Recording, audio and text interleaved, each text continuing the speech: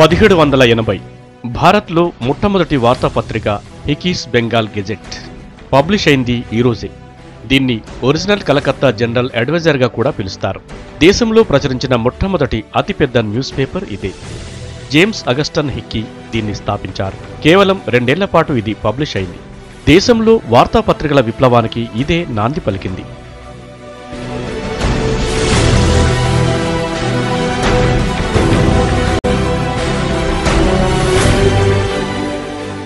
1926 Mohammad Abdus Salam Pakistani physicist, Nobel prize winner.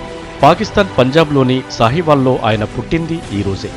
ఎలక్ట్రోవిక్ యూనిఫికేషన్పై ఆయన చేసిన పరిశోధనలకు 1979లో నోబెల్ ప్రైజ్ దక్కింది.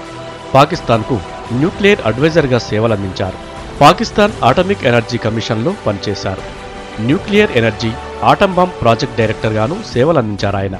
ఆయన సేవలను కొనియాడుతూ సైంటిస్ట్ ఆఫ్ పాకిస్తాన్గా పాక్ ప్రభుత్వం బిరుదునిచ్చింది.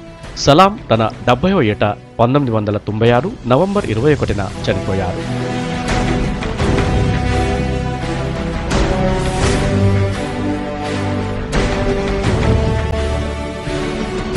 1936 వేటూరి సుందరరామ్మూర్తి, పాటల పూదోట.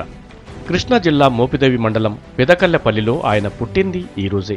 మొదట్లో జర్నలిస్టుగా పనిచేసిన వేటూరి కె. విశ్వనాథ్ దర్శకత్వంలోని ఓ సీతకథతో సినీ రంగ ప్రవేశం చేశారు. తర్వాత కొన్ని వేల పాటలు రాశారు. 8 నంది అవార్డులతో పాటు మొత్తం 14 అవార్డులు, ఓ జాతీయ పురస్కారాన్ని అందుకున్నారు. తెలుగు పాటకు శ్రీశ్రీ తర్వాత జాతీయ ఖ్యాతిని ఆర్జించిపెట్టింది వేటూరినే. 75 ఏళ్ల వయసులో 2010 మే 22న హైదరాబాదులో గుండెపోటుతో చనిపోయారు వేటూరి.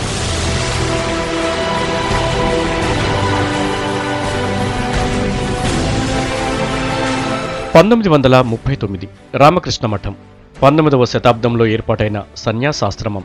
స్వామి రామకృష్ణ పరమహంస దీన్ని ప్రారంభించారు. ఆయన పేరుతోనే రామకృష్ణ మిషన్ ఏర్పాటైంది.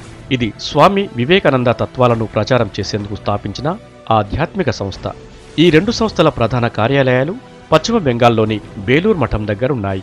సర్వమత సామరస్యం, సామాజిక సమానత్వం, మానవుని సర్వతోముఖాభివృద్ధి కోసం కృషి చేయడం ఈ సంస్థ లక్ష్యం. దేశ విదేశాలలో దీనికి 166 బ్రాంచీలున్నాయి.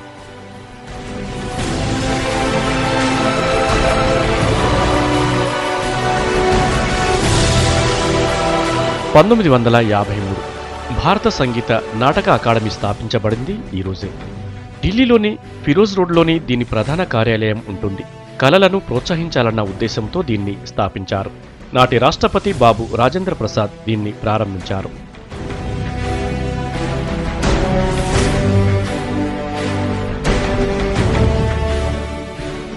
2008 మార్కెట్లోకి యాపిల్ మ్యాక్బుక్ ఎయిర్ విడుదలైంది ఈ రోజే.